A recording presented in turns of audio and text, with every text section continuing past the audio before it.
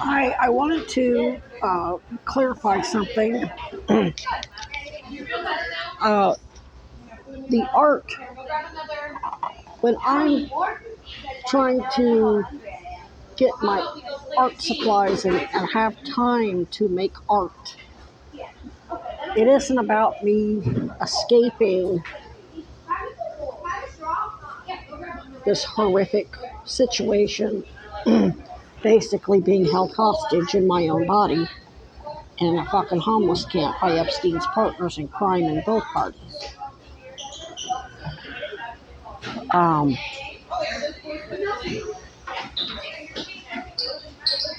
what happens when I'm making art, for whatever reason, because I'm mostly left brain. That's what savant syndrome is. Your left brain, which is your memory, is like hugely powerful.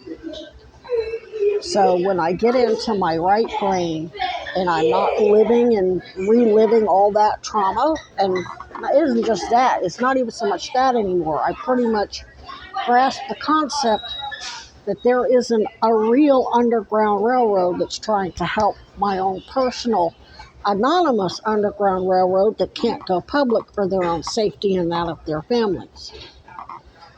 They're in Florida, they're in Arizona, where the Bushes and the Goldwaters pretty much run everything. Missouri. Uh, things are bad in Vermont. It ain't nothing like New York and Florida and Arizona and Missouri. Shit. Missouri, I remember the Kansas-Missouri Compromise. Missouri was the last fucking state to, they came up with some compromise that allowed them to continue slavery after the 13th Amendment was passed. So basically what I'm trying to say is, for autism, it's also a processing issue. The more information I'm taking in, the less I can actually process and look at and analyze what I've already taken in. So when you're seeing me make these brilliant analogies, I've done that because I've forced myself to set up a little table and get my ink pens out and my paper, and I start drawing, and all of a sudden that calculator just starts going.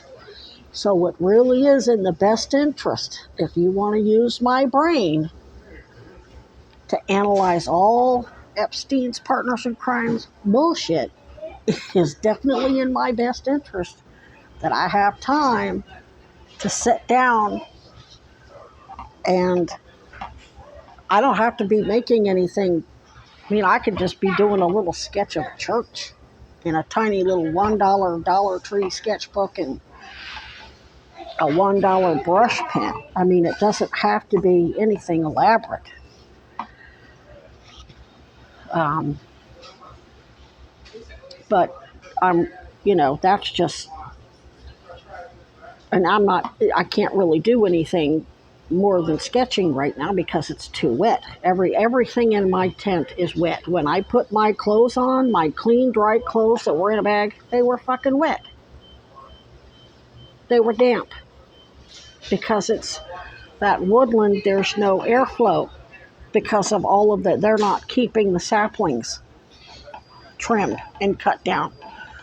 That's why there's so many big trees that are rotting and there's so much dead fallen because they're not thinning out the saplings, which are basically the equivalent of weeds taking away nutrients from the bigger trees.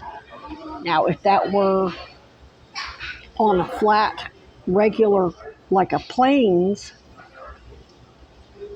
ground where there's lots of soil, it probably wouldn't be that much of an issue.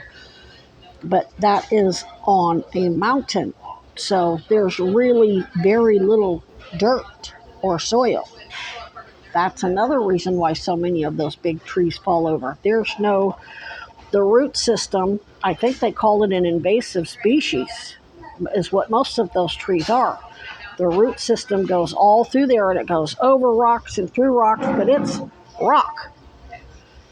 the roots can't suck up any nutrients out of rock.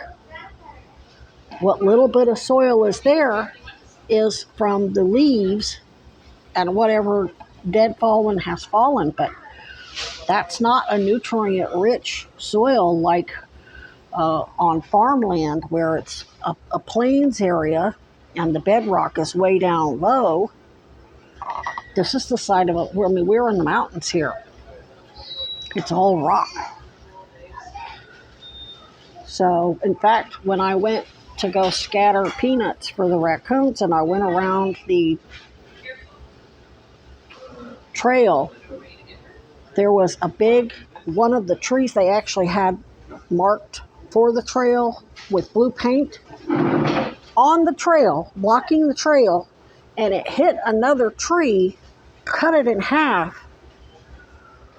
and it was, the tall part of the tree was still resting on the broken part, but like shifted over. I'll have to post a picture of it. I don't know how long it's been like that, but I hear trees falling almost daily. The rain is causing probably some erosion, and normally it's so canopied in there when it rains, we don't really get much of it. Most of it doesn't hit the ground because it hits the leaves. It's been raining so damn hard that the ground is so saturated that it's like a big mushroom garden in there. And there's like millions of saplings that have germinated. The saplings are so thick, it looks like it's grass in there. That's not how it used to be. It used to just look like the whole ground just looked like dead, bland leaves. I mean, yeah, there was a few saplings here and there, but not to the point that the leaves covered the ground and it looked like it was grass. So it's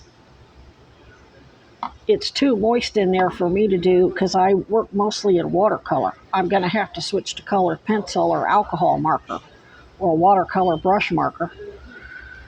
Not really my bag. I have to learn how to blend, and it's really a pain in the ass. It's not something that watercolor is, because it does most of the work for you. You get the paper wet, a lot wet or a little wet, drop your paint in it, and it does its own thing. Which I guess I can do that with watercolor brush markers, but